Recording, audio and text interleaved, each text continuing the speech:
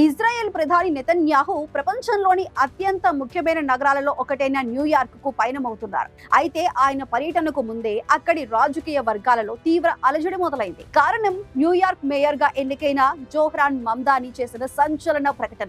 Netanyahu New York వస్తే అంతర్జాతీయ criminal court ICC వారెంట్లు ఎదుర్కొంటున్న రష్యా అధ్యక్షుడు పుతిన్ తో సహా అన్ని అంతర్జాతీయ నేరాలకు సంబంధించిన అరెస్టు వారెంట్లను అమలు చేయడానికి న్యూయార్క్ పోలీస్ విభాగాన్ని పంపుతారని ప్రతిజ్ఞ చేశారు. ముఖ్యంగా నెతన్యాహుపై ఐసీసీ వారెంట్ ఉన్న నేపథ్యంలోనే అరెస్టు తప్పదంటూ మమ్దాని ఓపెన్ వార్నింగ్ ఇచ్చారు. అయితే నెతన్యాహు కూడా ఏమాత్రం తగ్గలేదు. ఈ హెచ్చరికలను తోసిపుచ్చుతూ తాను న్యూయార్క్ సందర్శించి తీరతారని స్పష్టం చేశారు. I'll come to New York.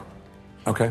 మమ్దానితో మాట్లాడతారా అని విలేకరులు ప్రశ్నించగా అతను మనసు మార్చుకుని వస్తే సంభాషణ ఉంటుంది అని నెతన్యాహు బదులిచ్చారు. న్యూయార్క్ లో ఇజ్రాయెల్ ఉనికి తప్పకుండా ఉంటుందని తేల్చి చెప్పారు. ఈ పరిణామం ఇంతగా చర్చనీయాంశం కావటానికి ప్రధాన కారణాలు ఉన్నాయి. న్యూయార్క్ లోనే ప్రపంచంలోనే అత్యధికంగా యూదు జనాభా నివసిస్తోంది. అంతేకాదు ఐక్యరాజ్య సమితి ప్రధాన కార్యాలయం కూడా ఇక్కడే ఉండటంతో వార్షిక సర్వసభ్య సమావేశాలకు నెతన్యాహు క్రమం తప్పకుండా హాజరవుతారు. ప్రస్తుతం తలెత్తిన ఈ వివాదం వెనుక మరో కీలక అంశం ఉంది. మేయర్ గా ఎన్నికైన మమ్దాని ఇంకా బాధ్యతలు చేపట్టలేదు. ఆయన జనవరి 1వ తేదీన మాత్రమే మేయర్ గా ప్రమాణ స్వీకారం చేయనున్నారు. ఈ నేపథ్యంలో ఇంకా అధికారంలోకి రాని ఒక వ్యక్తి ఒక అంతర్జాతీయ నేతను అరెస్ట్ చేయిస్తారని ఆదేశాలు ఇచ్చే అధికారం ఉందా అన్న దానిపై న్యాయ రాజకీయ వర్గాల్లో తీవ్ర చర్చ జరుగుతోంది. బాధ్యతలు చేపట్టక ముందే మమ్దాని ఇచ్చిన ఈ అరెస్ట్ బెదిరింపు అంతర్జాతీయంగా ఉద్రిక్తతలను పెంచింది. ఈ వ్యవహారం రాబోయే రోజుల్లో ఎలాంటి మలుపు తిరుగుతుందో చూడాలి.